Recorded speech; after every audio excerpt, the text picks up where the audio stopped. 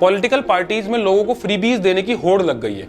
नौकरी की बात ना तो पार्टियां कर रही हैं और ना ही मीडिया इनसे कोई सवाल पूछ रही है। भारत की राजधानी में डेवलपमेंट का कोई चांस ही नहीं है। इसे 2 वक्त की रोटी भी नसीब नहीं हो रही है, तो बहुत ही घटिया मटेरियल यूज करेंगे और बाकी पैसे अपनी जेब में डाल लेंगे।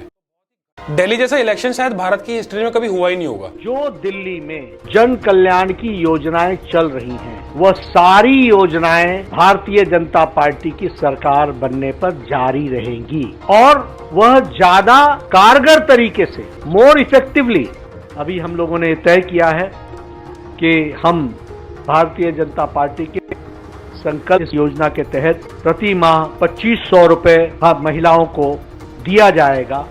सरकार बनने के बाद ये सारे पानी के बिल माफ कर दिए जाएंगे। हर घर में 24 घंटे पानी का इंतजाम करेंगे। यमुना साफ करेंगे। दिल्ली की सड़कों को यूरोपियन स्टैंडर्ड का बनाएंगे। डॉक्टर अंबेडकर स्कॉलरशिप योजना, जैसे महिलाओं को फ्री बस का सफर देते हैं, ऐसे ही छात्रों को फ्री बस का सफर दिया जाएगा। तो हर पुजारी को और हर ग्रंथी को 18-18 हजार रूपए। क्योंकि पॉलिटिकल पार्टीज रियल इश्यूज को छोड़कर सारा दिमाग इस चीज पर लड़ा रही है कि वोटर्स को ऑफिशियली और नॉन ऑफिशियली खरीदा कैसे जाए।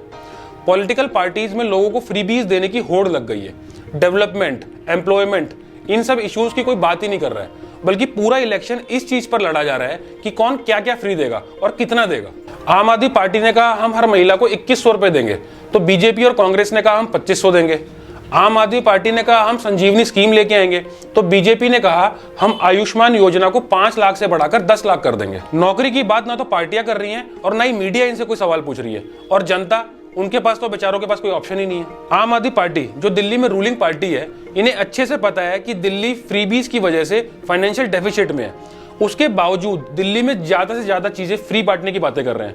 और बीजेपी जो हर न्यूज चैनल पर खड़े होकर चिल्लाते हैं दिल्ली के फाइनेंशियल लॉस के बारे में, वो भी अपना सारा इलेक्शन फ्रीबीज के ऊपर ही लड़ रहे हैं। भारतीय जनता पार्टी की सरकार बनेगी। हम आम आदमी पार्टी के कुशासन और भ्रष्टाचार के खिलाफ, चाहे डीटीसी की बात हो, मोहल्ला क्लिनिक की बात हो, शराब घोटाले की बात हो, जल बोर्ड से जुड़े घोटाले की बात हो, इन पर एसआईटी की जांच बिठाएंगे, भारतीय जनता पार्टी बिठाएगी। और जीरो टॉलरेंस हम भ्रष्टाचार के प्रति रखेंगे। दिल्ली वालों से हमारा वाइदा। आम आदमी पार्टी की दिल्ली की सरकार ने जो हमारा दिल्ली प्रदेश जो कभी घाटे में नहीं था, वो पहली बार राजस्व घाटे में। मतलब पार्टी कोई भी जीते, भारत की राजधानी में डेवलपमेंट का कोई चांस ही नहीं है।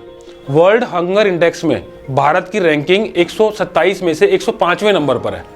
भारत का एक बहुत बड़ा तबका ऐसा है जिसे 2 वक्त की रोटी भी नसीब नहीं हो रही है, लेकिन इलेक्शन के मामले में खर्च करने में हम सबसे ऊपर हैं, टॉप पर हैं, अमेरिका से भी आगे। एक रिपोर्ट के अकॉर्डिंग 2019 लोकसभा इलेक्शंस में भारत में 50,000 करोड़ से ज्यादा रुपए खर्च हुए, और ऐसा ही आंकड़ा कुछ 2024 इलेक्शन का भी है।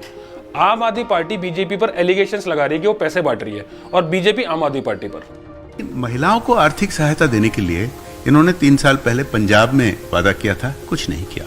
दिल्ली में भी 3 साल पहले भी और पिछले साल में भी वादा किया था, नहीं किया।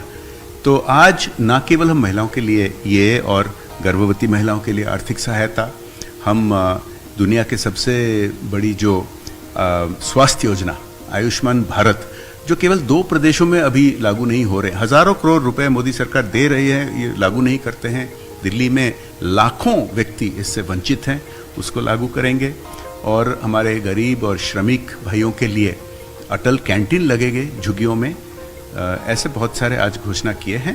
ये सारा पैसा जो इस देश के गरीब से गरीब आदमी और अमीर से अमीर आदमी और मिडिल क्लास से जो सरकारें इस पैसे को इकट्ठा करती हैं, ये पैसा कैसे खर्च होना चाहिए, ये चुनाव ये तय करने का चुनाव है कि इस पैसे से जनता के कल्याण की योजनाएं बनाई जाएं और उसके ऊपर पैसा खर्च किया जाए। स्कूल बनाए जाएं, बच्चों को अच्छी और फ्री शिक्षा दी जाए, अस्पताल बनाए जाएं, मोहल्ला क्लिनिक बनाए जाएं जिसमें जनता को अच्छा और फ्री इलाज दिया जाए, महिलाओं को फ्री बस का सफर दिया जाए।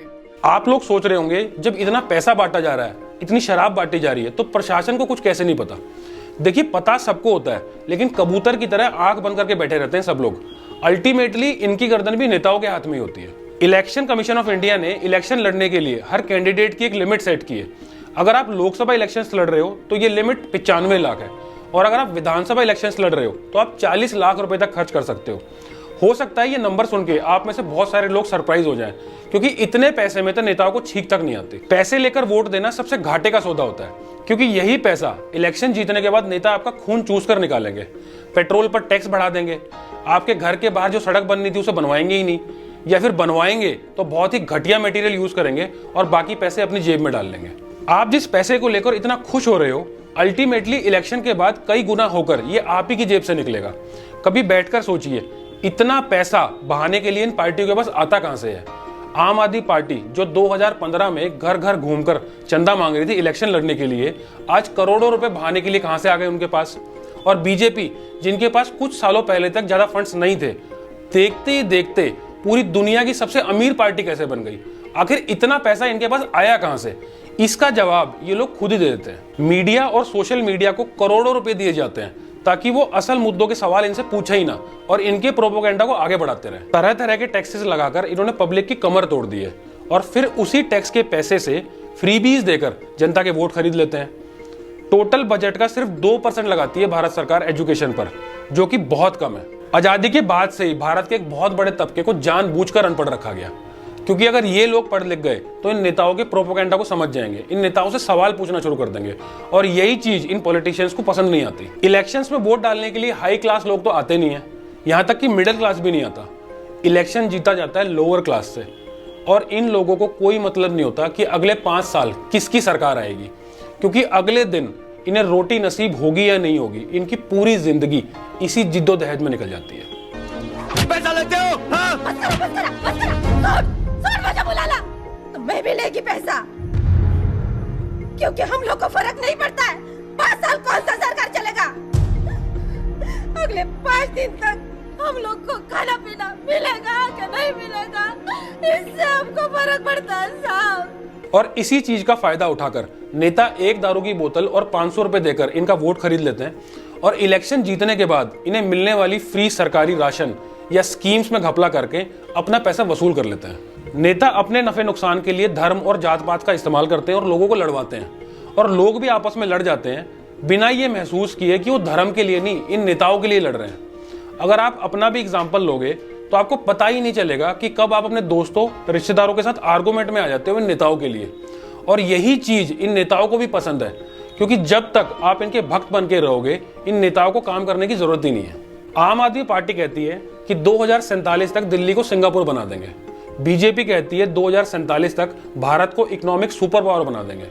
लेकिन अगले 1 साल में ये क्या करेंगे दिल्ली या भारत में, इसकी बात ये कभी नहीं करते, क्योंकि यहाँ पर इन्हें अपनी पोल खुलने का डर बना रहता है। लोगों को हसीन सपने दिखाते जाओ और सत्ता का भोग उठाते जाओ। वो कहावत तो आपने सुनी होगी, अपना काम बनता भाड़ में जाए जनता। आज की वीडियो में सिर्फ इतना ही। अगर आपको वीडियो पसंद आया हो तो इसे लाइक करें, शेयर करें और ऐसी ही वीडियोस के लिए मेरे चैनल को सब्सक्राइब करें।